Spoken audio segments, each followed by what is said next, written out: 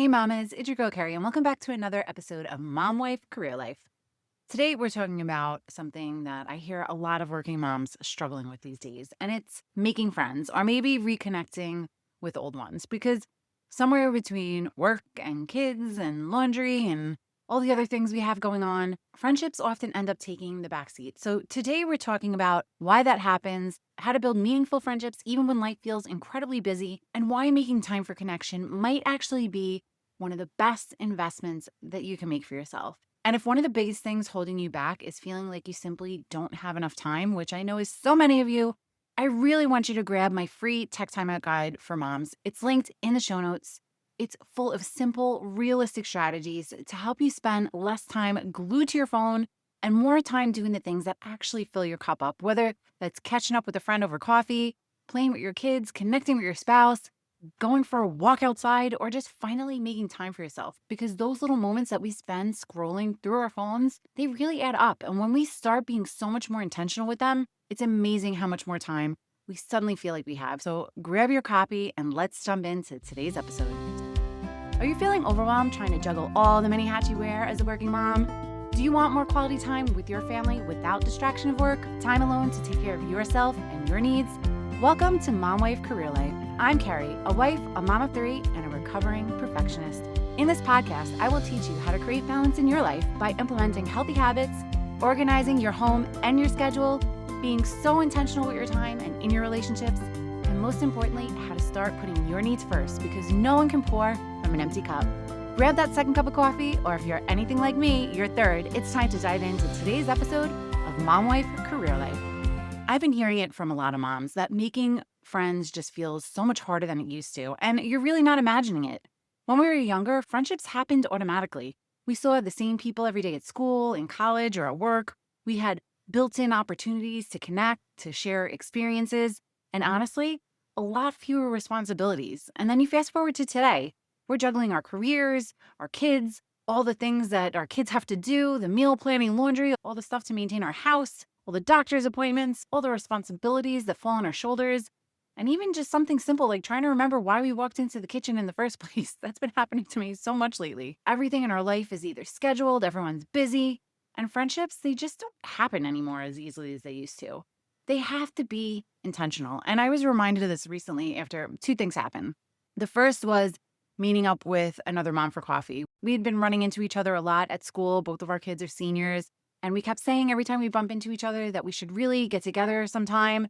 And you know how that goes. We all say it with the best intentions, but life gets busy. And the last time she said it, she said, okay, seriously, let's pick a date. And she said, you let me know what works for you and I'll make it work for me. So I picked a date. We agreed on a time and I knew I only had an hour to spare and I gave her forewarning up front, but we met at a Starbucks and we had a great conversation about how stressed we both were over the whole college process. And it was just great to have someone to empathize with that totally got what I was going through. And it was only an hour of my time. And as I drove home, I remember thinking, why don't we do this more often? And then just a few weeks later, life got completely overwhelming again. Work had been really crazy. The kids had so much going on. And I found myself texting a few of my girlfriends on a random weeknight asking if anyone wanted to grab a drink because I needed to get out of the house. Nothing fancy, no big plans. I just really needed it. And Russ was all about it because he knew that going out with my friends, I would just totally be a stress relief because of what a bad week I was having. And we met up, we had a bunch of laughs, we caught up for a couple of hours, and I was reminded that connection isn't just another thing on our to-do list. Sometimes it's exactly what gives us the energy to tackle everything else on our to-do list. And if I'm being honest, as much as I love Russ and he really empathizes with me and listens to me, sometimes it's really great to have friends that you can vent to too. And that's why I wanted to talk about this today, because I know so many moms who struggle with either finding friends or keeping up with the friendships that they do have. So I wanted to share some tips on what's worked for me. And we're starting with number one. You need to change what friendship looks like in your head. I think one of the biggest mindset shifts we have to make as busy working moms is letting go of what we think friendship should look like at this point in our lives. Somewhere along the way, we decided friendship meant girls' weekends and hour-long dinners and constant texting and seeing each other every week. But it doesn't have to. Sometimes friendship looks like grabbing a coffee before work or a 20-minute walk after you put the kids to bed or sitting together while your kids are at soccer practice or even an impromptu weeknight drink because everyone happened to be free. It's those little moments that matter more than we realize. They're so small, but they're so doable. And over time, that's what builds strong friendships.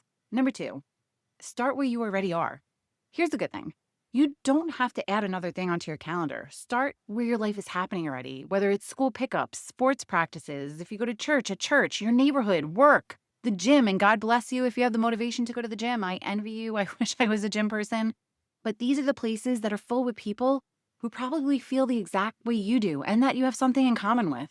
So I want to challenge you. The next time you're waiting for your child's activity to end, instead of immediately pulling out your phone like we all just tend to do, look up, smile, make eye contact with someone, say hello, and ask someone how their week's been or if they have anything fun planned for the weekend. Connection almost always starts with something small.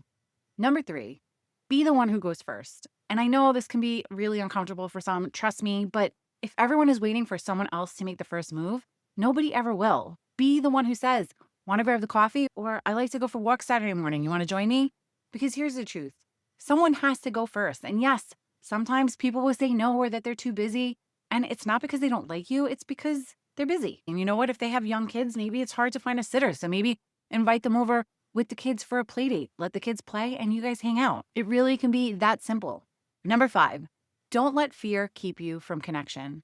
And I really want to pause here for a moment because I know some of you thinking that it's easy for me to say, maybe you're an introvert or maybe you have social anxiety, but can I tell you something? That used to be me, like really me. I was incredibly introverted and I still am sometimes. And I had really bad social anxiety. And when I tell people that I was an introvert and had social anxiety, they are actually really shocked because they think I'm the last person to be introverted, which, by the way, social anxiety and being an introvert is not a fun combination. Walking into a room where I didn't know anyone, no thank you. Starting conversations, absolutely terrifying. If I could quietly blend into the background, that's exactly what I would do. But I would always try to bring Russ with me because he's a social butterfly and I would just ride his curtails. Is that what the saying is? I don't even know. But having him around makes life a lot easier. But if that's you, please know I understand you and I completely get it. But I also want you to know something else. You can absolutely overcome it. And I know that because I did, not because I suddenly became outgoing, but because I kept taking those tiny steps, one conversation, one smile, one coffee, one invitation. And little by little, that confidence came. And here's my biggest tip if you're an introvert. Don't feel like you need a huge circle of friends. Focus on one person, one coffee, one walk, one real conversation. And if social anxiety is something you struggle with, remember this. You don't have to be interesting. You just have to be interested. Ask someone about themselves. People love talking about their kids and their jobs and how they're surviving the chaos of motherhood. It really takes the pressure off of you. Number 6, keep it simple. Friendships don't grow because someone planned the imperfect event. Although if you do plan the perfect event, friendships can grow, but they more grow because someone kept showing up. So don't overcomplicate it. Get a coffee, take a walk, meet for lunch, sit together at practice. That consistency is what matters. And number 7, protect a little space for friendship. Here's something that I've really realized over the past year and a half. The friendships that have carried me through this tough season, they didn't happen by accident. They happened because we made time, and not huge amounts of time, but just enough. Coffee every once in a while, girls' night outs when we could, a quick phone call, a text checking in. And honestly, I don't know how I would have gotten through this past season with Ashley getting ready for college, with work being absolutely crazy, and everything else life has thrown at us, without having my village. Those friendships, they didn't take away from my responsibilities, but they really helped me show up so much better for all of them. And if you've been waiting until life slows down to build friendships, I'm going to remind you again that life probably isn't going to slow down. There will always be another busy season, another sport, another school year, another project at work, another thing demanding your attention. So don't wait, send the text, schedule the coffee, say hello, because there are other moms sitting right next to you at work, at school pickup, or on the sidelines of the soccer field who are really hoping that someone reaches out to them too. And if this episode resonated with you, share it with another mom friend that might need to hear it too. And honestly, that's one way to kick off the conversation. Say, hey, if you like podcasts, I found this awesome one for working moms. Give me a shout out. Then share this episode or one of your favorites with them. Sending you so much love and light until next time on Mom Wife Career Life with Kerri Pat.